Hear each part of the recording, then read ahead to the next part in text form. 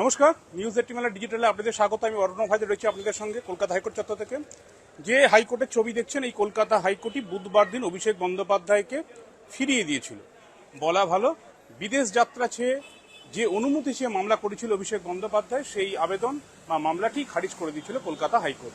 বিচারপতি সৌগত ভট্টাচার্য অভিষেক বন্দ্যোপাধ্যায়ের আবেদন খারিজ করার পিছনে বেশ কিছু লজিক বা যুক্তি দিয়েছিল এবং সেই যুক্তিগুলি একেবারেই নাপসন্দ অভিষেক বন্দ্যোপাধ্যায়। তাই শুরুতেই যে খবরটা আপনাদের জানাই, অভিষেক বন্দ্যোপাধ্যায় আর কলকাতা হাইকোর্টের উপর ভরসা রাখতে না পারে তিনি একক বেঞ্চের নির্দেশ, সেটা কলকাতা হাইকোর্টের যৌথ বেঞ্চে চ্যালেঞ্জ হতে পারত, তিনি সরাসরি বা সুপ্রিম কোর্টে মামলা দাখিল করলেন এবং সুপ্রিম কোর্টে গতকাল প্রায় রাতে, বেশ কিছুটা রাতে তিনি অনলাইনে তার এই মামলা দাখিল করেছেন এবং এই মামলা যেটুকু যা শোনা যাচ্ছে আগামী সপ্তাহে সম্ভবত প্রধান বিচারপতি সূর্যকান্তের বেঞ্চে এই মামলা শুনানির জন্য আসতে চলেছে।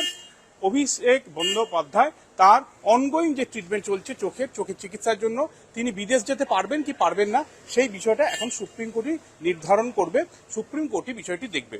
এবং এক্ষেত্রে অভিষেক বন্দ্যোপাধ্যায় সুপ্রিম কোর্টে যে মামলা দাখিল করেছেন সেখানে তার এক এবং প্রথম বা প্রধান যাই বলুন না কেন, তার শর্ত হচ্ছে তাকে বিদেশেই যেতে হবে, তাকে আমেরিকাতেই যেতে হবে, কারণ তার চোখের চিকিৎসাটা এই মুহূর্তে যেখানে রেসপন্স করছে, অর্থাৎ তিনি চোখ দেখানোর জন্য একাধিক হাসপাতালে যান, কিন্তু আমেরিকা যেখানে তিনি চোখ দেখাচ্ছিলেন, এই আমেরিকার হাসপাতালেই তার চোখের ট্রিটমেন্টটার বেশ পজিটিভ রেসপন্স আসছে, কাজেই চোখ তাকে আমেরিকাতেই দেখাতে হবে। এটাই হচ্ছে তার অন্যতম সাবজেক্টের উপপাদ্য বিষয়। এবং তিনি বললেন কলকাতা হাইকোর্ট তাকে ফিরিয়েছে এবং যেভাবে ফিরিয়েছে সেটা তার পছন্দ হয়নি, তাই বিচারপতি সৌগত ভট্টাচার্যের নির্দেশকে চ্যালেঞ্জ করে তিনি সুপ্রিম কোর্টে মামলা দাখিল করছেন এবং আগামী সপ্তাহে মামলাটি দৃষ্টি আকর্ষণ হবে এবং তারপর সম্ভবত আগামী সপ্তাহে ফয়সালা চূড়ান্ত হয়ে যাবে অভিষেক বন্দ্যোপাধ্যায় আদৌ বিদেশ যেতে পারবেন কি পারবেন না।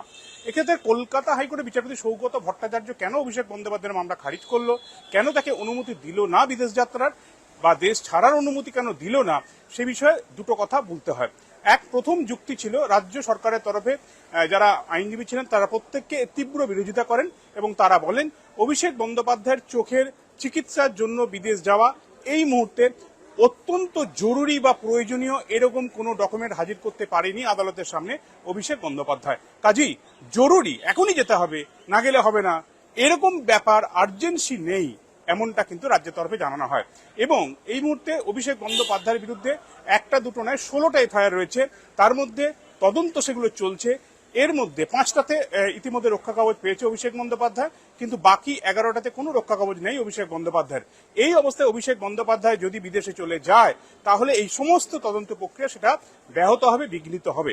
কাজেই অভিষেক বন্দ্যোপাধ্যায় আগে সুপ্রিম কোর্টের নির্দেশে 2023 সালে যখন গেছেন তখন কিন্তু তার বিরুদ্ধে এই ধরনের অভিযোগগুলি ছিল না এবং তার বিরুদ্ধে এই 16টা এফআইআর, তার অনগোয়িং ইনভেস্টিগেশন, এগুলো অভিষেক বন্দ্যোপাধ্যায়ের বিরুদ্ধে ছিল না।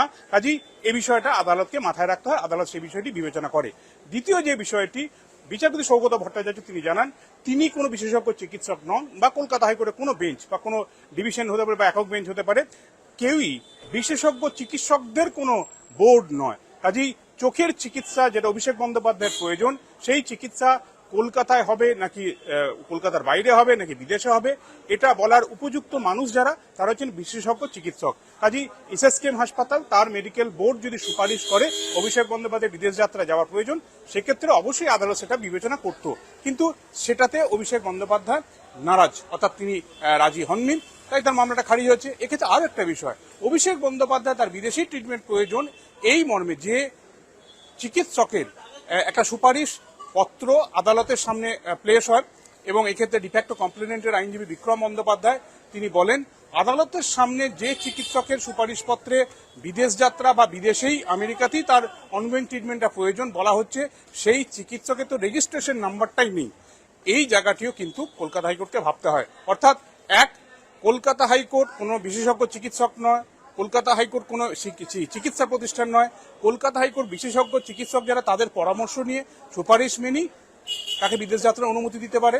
এক্ষেত্রে এটি যখন অপশন আসছে না, তাহলে অভিষেক বন্দ্যোপাধ্যায় যে চিকিৎসকের উপর রিলাই করছেন, ভরসা করছেন, সেই চিকিৎসকের তো রেজিস্ট্রেশন নাম্বারটাই নেই। কাজেই আদালতে সংশয়ের জায়গা চলে যায়। কাজেই এরকম নানা সংশয়ের ওপর ইফ অ্যান্ড বাট এসবের মধ্যে অভিষেক বন্দ্যোপাধ্যায়কে দেশ ছাড়ার অনুমতি দেওয়া যাচ্ছে না।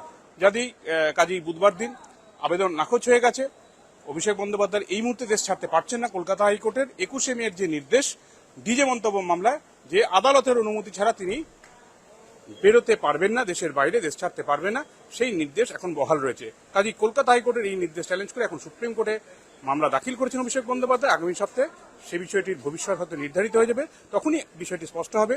কালীঘাট তৃণমূল কংগ্রেসের সর্বভারতীয় সাধারণ সম্পাদক, তিনি চোখের চিকিৎসার জন্য শেষমেশ বিদেশ যেতে পারবেন কি পারবেন না। আপাতত এই পর্যন্ত। আপনারা দেখতে থাকুন নিউজ18 বাংলা। আপনাদের কোনো সাজেশন থাকলে জানাবেন, কমেন্ট বক্সে কমেন্ট করবেন। আর আমাদের টিভি এবং ডিজিটাল প্ল্যাটফর্ম সমানে নজর রাখতে পারেন যে কোনো খবরের সর্বশেষ তথ্যের জন্য। ভালো থাকুন, সুস্থ থাকুন, সুন্দর থাকুন।